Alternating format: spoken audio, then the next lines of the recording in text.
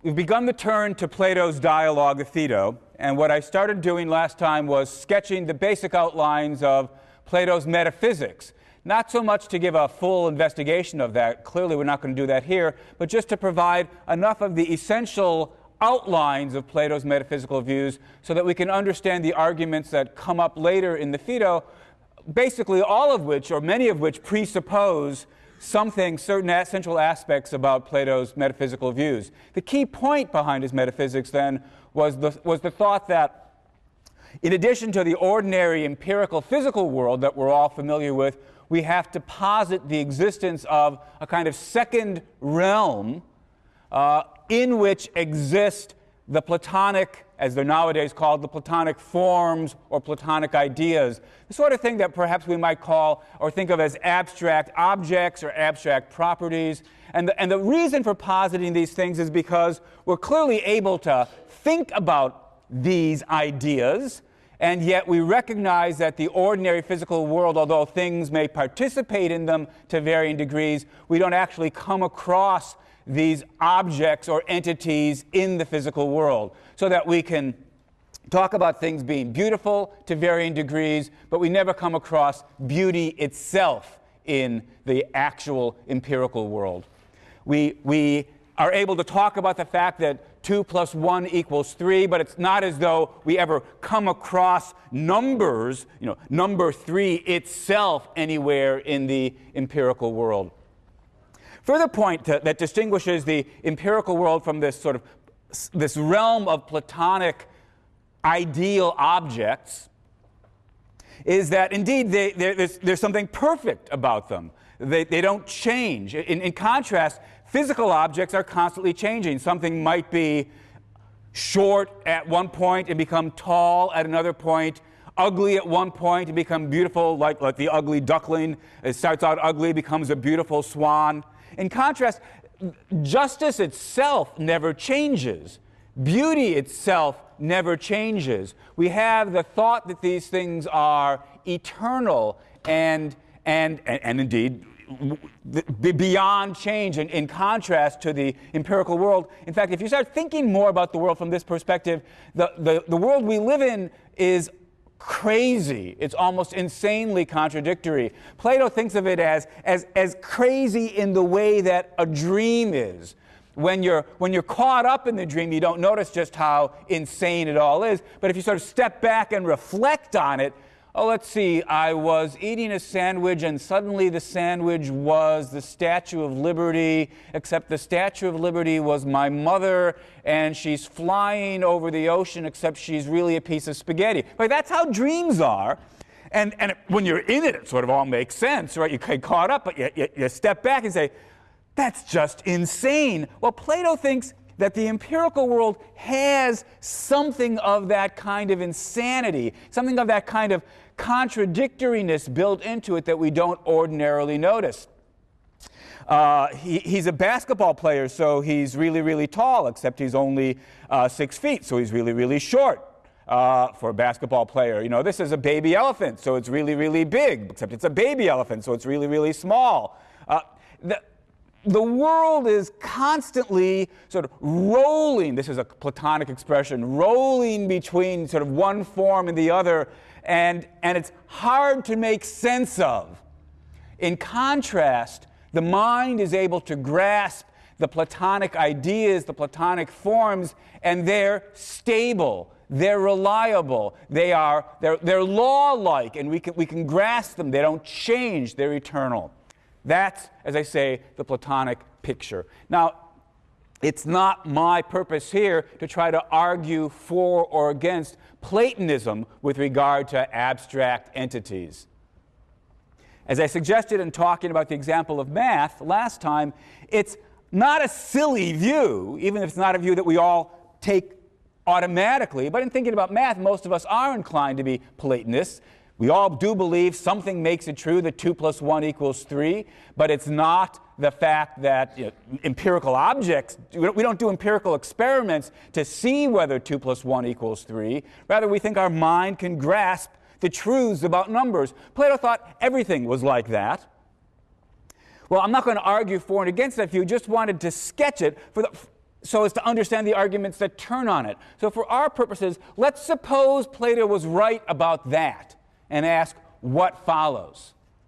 Well, Plato thinks what's going to follow is that we have some reason to believe in the immortality of the soul. As, again, as we indicated last time, the picture is that the mind, the soul, is able to grasp these eternal Platonic forms, the ideas. Typically, we're distracted from thinking about them by the distractions provided by the body, the desire for food, drink, sex, what have you, sleep. But by distancing itself from the body, the mind, the soul, is able to better concentrate on the forms. And if you're good at that, if you practice while you're alive, separating yourself from the body, then when your body dies, the mind is able to go up to this Platonic heavenly realm and commune with gods and other immortal souls and think about the forms. But if you've not separated yourself from the body while in life, if you're too enmeshed in its concerns, then upon the death of your body, your soul will get sort of sucked back in, reincarnated perhaps in another body. If you're lucky, as another person. If you're not so lucky, as a pig or a donkey or an ant or what have you. So your goal, Plato says, your goal should be in life to practice death, to separate yourself from your body. And because of this, Socrates, who's facing death, isn't distressed at the prospect, but happy. He's happy that the final separation will take place and he'll be able to go to heaven. The dialogue ends, of course, with the death scene. Socrates has been condemned to death by the Athenians, and it ends with his drinking the hemlock, not distressed, but rather sort of joyful. And the dialogue ends with one of the great moving death scenes in Western civilization.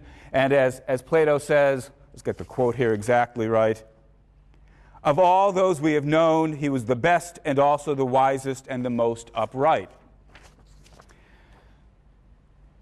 Just before the death scene, there's a long myth, which I draw your attention to, but I don't want to discuss in any kind of detail. Plato says it's a story, it's a myth. He's trying to indicate that there are things that we can't really know in a scientific way, but we can glimpse. And the myth has to do with these sort of pictures I was just describing, where we don't actually live on the surface of the earth, sort of in the light, but rather live in certain hollows in the dark, where we're mistaken about the nature of reality. Some of you who are maybe familiar with Plato's later dialogue, The Republic, may recognize, at least what seems to me, what we have here is a foreshadowing of the myth of the cave, or the allegory of the cave, which Plato describes there as well. Our concern is going to be the arguments that make up the center of the dialogue. Because in the center of the dialogue, before he dies, Socrates is arguing with his friends. Socrates is saying, look, I'm not worried, I'm going to live forever. And his disciples and friends are worried whether this is true or not. And so the heart of the dialogue consists of a series of arguments in which Socrates attempts to lay out his reasons for believing in the immortality of the soul. And that's going to be our concern. What I'm going to do is basically run through my attempt to reconstruct, my attempt to lay out the basic ideas from this series of 4 or 5 arguments that Plato gives us. I'm going to criticize them. I don't think they work, though I want to remark before I turn to them that in saying this, I'm not necessarily criticizing Plato. As we'll see, some of the later arguments seem to be deliberately aimed at answering objections that we can raise to some of the earlier arguments. And so it might well be that Plato himself recognized that the initial arguments aren't as strong as they need to be. Plato wrote the dialogues as a kind of learning device, as a tool to help the reader get better at doing philosophy. They don't necessarily represent in a kind of systematic fashion Plato's worked out axiomatic views about the nature of philosophy. It could be that Plato's deliberately putting mistakes in earlier arguments so as to encourage you to think for yourself, oh, well, here's a problem with this argument. Here's an objection with that argument. Some of these Plato then may address later on.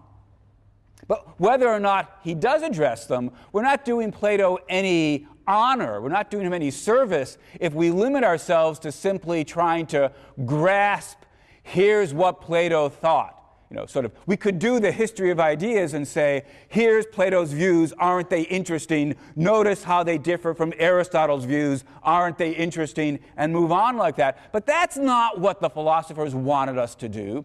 The great philosophers had arguments that they were putting forward to try to persuade us of the truths of their positions. And the way you show respect for a philosopher is by taking those arguments seriously and asking yourself, do they work or not? So, whether or not the views that are being put forward in Socrates' mouth are the considered reflective judgments of Plato or not, for our purposes, we can just act as though they were the arguments being put forward by Plato, and we can ask ourselves, do these arguments work or don't they?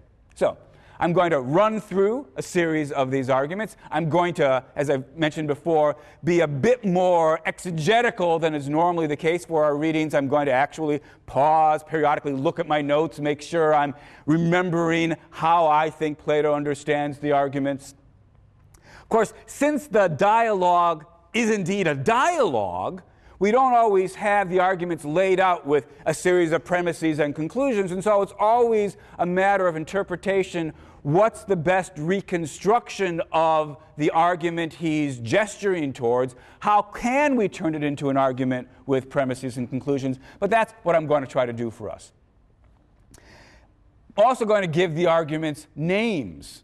These are not names that Plato gives, but it'll make it easy for us to get a fix roughly on the different arguments as we move from one to the next. So the first argument, and the worry that gets the whole thing going, is this. So we've got this nice Platonic picture where Plato says, all right, so the mind can grasp the eternal forms, but that has to free itself from the body to do that. And so the philosopher who has sort of trained himself to separate his mind from his body, to disregard his bodily cravings and desires, the philosopher will welcome death, because at that point he'll truly finally make the final break from the body.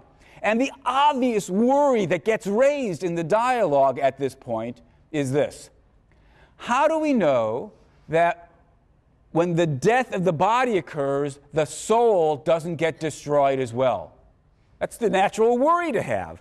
Maybe what we need to do is separate ourselves as much as possible from the influence of our body without actually going all the way and breaking the connection.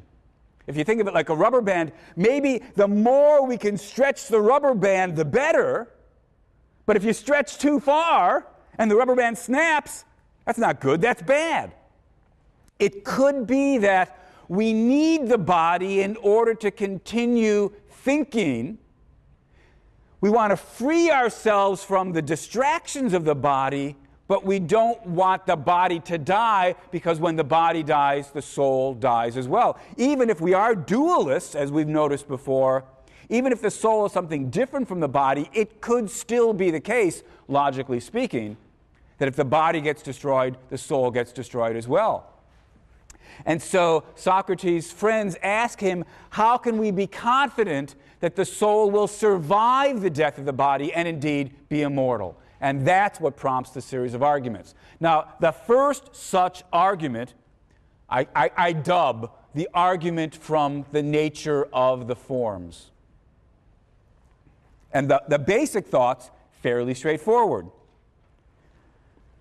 The ideas or the forms, justice itself, beauty itself, goodness itself, the forms are not physical objects.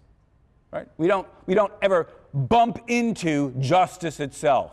We bump into societies that may be more or less just, or individuals who may be more or less just, but we never bump into justice itself. The number 3 is not a physical object. Goodness itself is not a physical object. Perfect roundness is not a physical object. Now, roughly speaking, Socrates seems to think it's going to follow straightforwardly from that the soul must itself be something non-physical. If the forms are not physical objects, then Socrates thinks it follows they can't be grasped. We can certainly think about the forms, but if they're non-physical, they can't be grasped by something physical like the body. They've got to be grasped by something non-physical, namely the soul. But although that's, I think, the sketch of where Socrates wants to go, it doesn't quite give us what we want. On the one hand, even if it was true that the soul must be non-physical in order to grasp the non-physical forms, wouldn't follow that the soul will survive the death of the body. That's the problem we've been thinking about for the last minute.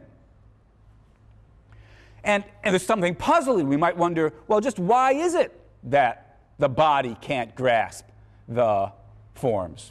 So there's a sort of fuller version of the argument. That's the one I want to focus on, and indeed, I've put it up on the board. So, Platonic metaphysics gives us premise number 1, that ideas, forms, are eternal, and they're non-physical. 2, that which is eternal or non-physical can only be grasped by the eternal and the non-physical. Suppose we had both of those. It would seem to give us 3, the conclusion we want. That which grasps the ideas or the forms must be eternal or non-physical. What is it that grasps the ideas or the forms? Well, that's the soul.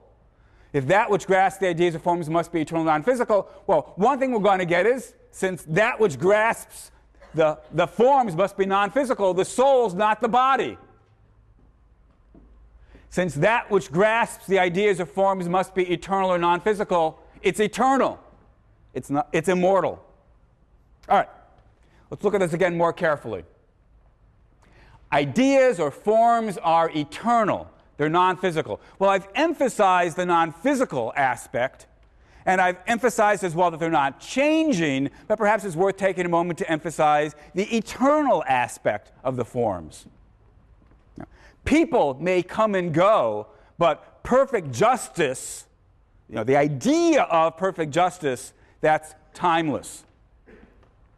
Nothing that happens here on earth can change or alter or destroy the number 3. 2 plus 1 equaled 3 before there were people. 2 plus 1 equals 3 now. 2 plus 1 will always equal 3. The number 3 is eternal as well as being non-physical. So the Platonic metaphysics says quite generally, if we're thinking about the ideas or the forms, the point to grasp is they're eternal, they're non-physical. The crucial premise, since we're giving Plato number 1, the crucial premise for our purposes is premise number 2.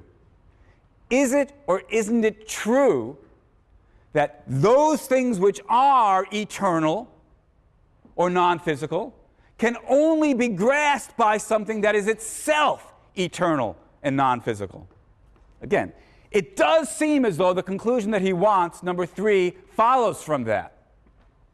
If we give him number 2, it's going to follow that whatever is doing the grasping, call that the soul, since the soul is just Plato's word for our mind, if whatever is doing the grasping of the eternal and non-physical forms must itself be eternal and non-physical, it follows that the soul must be non-physical, so the physicalist view is wrong, and the soul must be eternal. The soul is immortal. So Socrates has what he wants once we give him premise number 2, that the eternal non-physical can only be grasped by the eternal non-physical. As Socrates puts it at one point, the impure cannot attain the pure. Bodies, corruptible, destroyable, physical, passing, whether they exist or not, they exist for a brief period and then they cease to exist. These sort of impure objects cannot attain, cannot grasp, cannot have knowledge of the eternal, changeless, non-physical forms. The impure cannot attain the pure. That's the crucial premise, and what I want to say is, as far as I can see, there's no good reason to believe number two. Now, number two is not an unfamiliar, premise number two is not an unfamiliar claim. I take it the claim basically is that, to put it in more familiar language, it takes one to know one. Or to use it slightly, other kind of language that Plato uses at various points, likes are known by likes. But it takes one to know one's probably the most familiar way of putting the point. Plato's saying, what is it that we know? Well, we know the eternal forms. Takes one to know one, so we must ourselves be eternal. Unfortunately, this thought, popular as it may be, that it takes one to know one, just seems false. Think about some examples. Well, let's see. A biologist might study, or a zoologist might study cats. Takes one to know one, so the biologist must himself be a cat. Well, that's clearly false.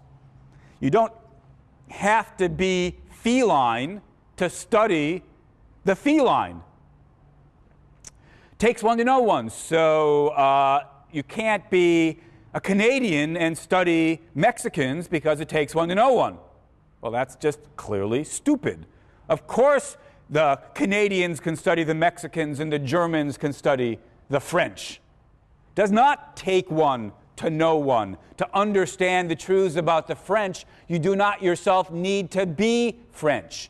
Or take the fact that some doctors study, dead bodies. Aha! So to study and grasp things about dead bodies, corpses, you must yourself be a dead body. No, that certainly doesn't follow. So if we start actually pushing ourselves to think about examples, does it really take one to know one? The answer is, at least as a general claim, it's not true. It doesn't normally take one to know one. Now, strictly speaking, that doesn't prove that premise 2 is false. It could still be that although normally you don't have to be like the thing that you're studying in order to study it, although that's not normally true, it could be that in the particular case of non-physical objects, in the particular case of eternal objects, you do have to be eternal, non-physical, to study them. It could be that even though the general claim, it takes one to know one, is false, the particular claim, eternal, non-physical, can only be grasped by the eternal, non-physical. Maybe that particular claim is true. And it's only the particular claim that Plato needs. Still, all I can say is, why should we believe 2? Why should we think there's some, even though normally the barrier can be crossed and X's can study the non-X, why should that barrier suddenly become uncrossable in the particular instance when we're dealing with Platonic forms? Give us some reason to believe premise 2. I can't see any good reason to believe premise 2. And as far as I can see, Plato doesn't actually give us any reason to believe it in the dialogue. Consequently, we have to say, as far as I can see, we haven't been given any adequate argument for the conclusion that the soul, which admittedly can think about forms and ideas, we have no good reason yet to believe, to be persuaded that the soul must itself be eternal and non-physical. That's the first argument. As I say, though, Plato may well recognize the inadequacy of that argument because, after all, Socrates goes on to offer a series of other arguments. So let's turn to the next. I call the second argument the argument from recycling. It's not the best label, I suppose, but I've never been able to come up with a better one. And the basic idea is that parts get reused. Things move from one state to another state and then back to the first state. So, for example, to give an example that Plato actually gives in the dialogue, we are all awake now, but previously we were asleep. We went from being in the realm of the asleep to being in the realm of the awake, and we're going to return from the realm of the awake back to the realm of the asleep, and over and over and over again. Hence, recycling. I think actually a better example for Plato's purposes, not that I expect him to have this particular example, but would be a car. Cars are made up of parts that existed before the car itself existed. There was the engine and the steering wheel and the tires and so forth, and these parts got assembled and put together to make up a car. So the parts of the car existed prior to the existence of the car itself. And the time's going to come when the car will cease to exist, but its parts will still be around. Right? It'll get taken apart for parts, sold for parts. There will be the distributor cap, and there will be the tires, and there will be the carburetor, there will be the steering wheel. Hence, the name that I dubbed the argument from recycling. That's the nature of sort of reality for Plato. Things, and it seems like a plausible enough view, things come into being by being composed of previously existing parts. And then when those things cease to have the form they had, the parts get used for other purposes. They get recycled. If we grant that to Plato, he thinks we've got an argument for the immortality of the soul. Because after all, what are the parts that make us up? Well, there's the various parts of our physical body, but there's also our soul. Remember, as I said in introducing the Phaedo, Plato doesn't so much argue for the existence of something separate, the soul, as presuppose it. His fundamental concern is to try to argue for the immortality of the soul. So he's just helping himself to the assumption that there is a soul. It's one of the parts that that goes up into making us up. Goes into making us up. It's one of the pieces that constitutes us. Given the thesis about recycling, then we have reason to believe the soul will continue to exist after we break. Right? Even after our deaths, our parts will continue to exist. Our body continues to exist even after our death. Our soul will continue to exist.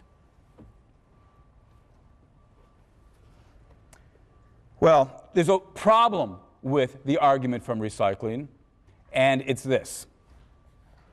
Even if the recycling thesis shows us that we're made up of something that existed before our birth, and that some kinds of parts are going to have to exist after our death, we can't conclude that the soul is one of the parts that's going to continue to exist after our death.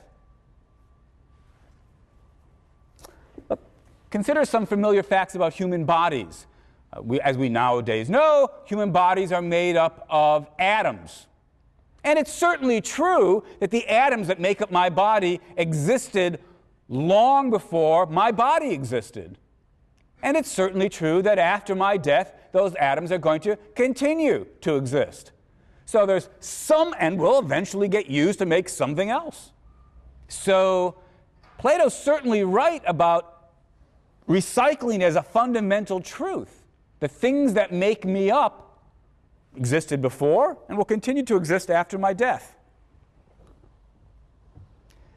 But that doesn't mean that every part of my body existed before I was born, and that every part of my body will continue to exist after I die. Take my heart.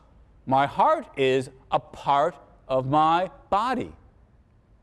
Yet for all that, it didn't exist before my body began to exist.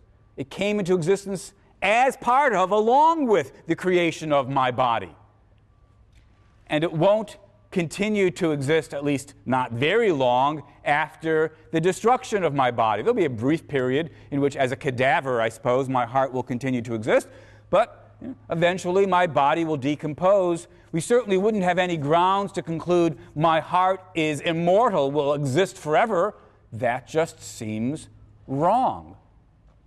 So even though it's true that some kind of recycling takes place, we can't conclude that everything that's now a part of me will continue to exist afterwards. Because it might not have been one of the fundamental parts from which I'm built. Like the heart. And if that's right, if there can be parts that I have now that weren't one of the parts from which I was made, there's no particular reason to think it's going to be one of the parts that's going to continue to exist after I die. Once we see that kind of worry, we have to see, look, same thing could be true for the soul. Even if there is an immortal soul, even if there is a non-physical soul that's part of me, we don't yet have any reason to believe that it's one of the fundamental building blocks that were being recycled.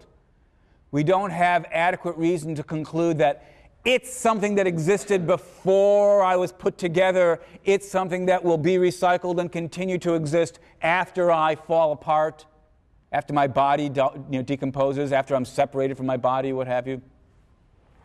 Even if recycling takes place, we don't have any good reason yet to believe that the soul is one of the recycled parts. So it seems to me the argument from recycling, as I call it, is not successful either.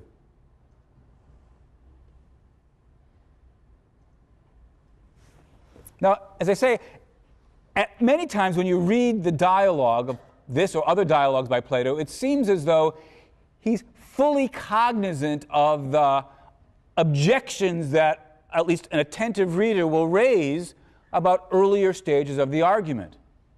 Because sometimes the best way to understand a later argument is to see it as responding to the weaknesses of earlier arguments. And I think that's pretty clearly what's going on in the very next argument that comes up in the dialogue.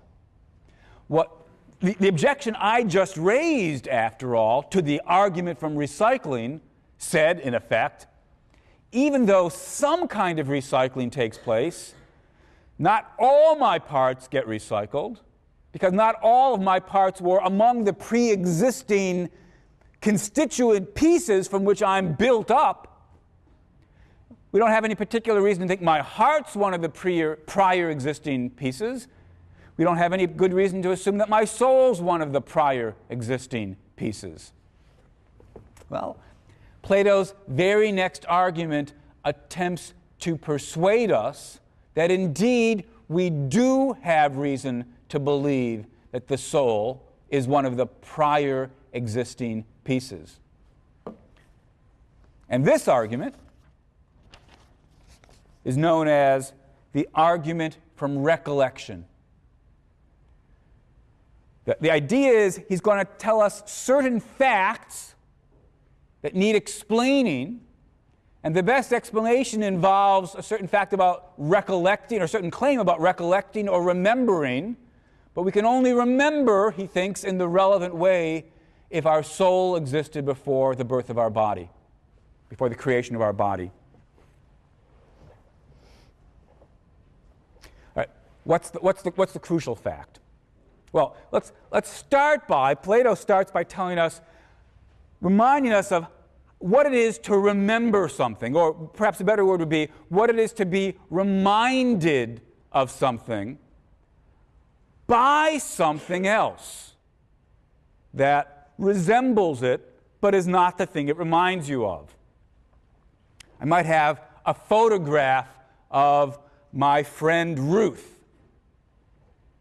And looking at the photograph reminds me of Ruth. It brings Ruth to mind.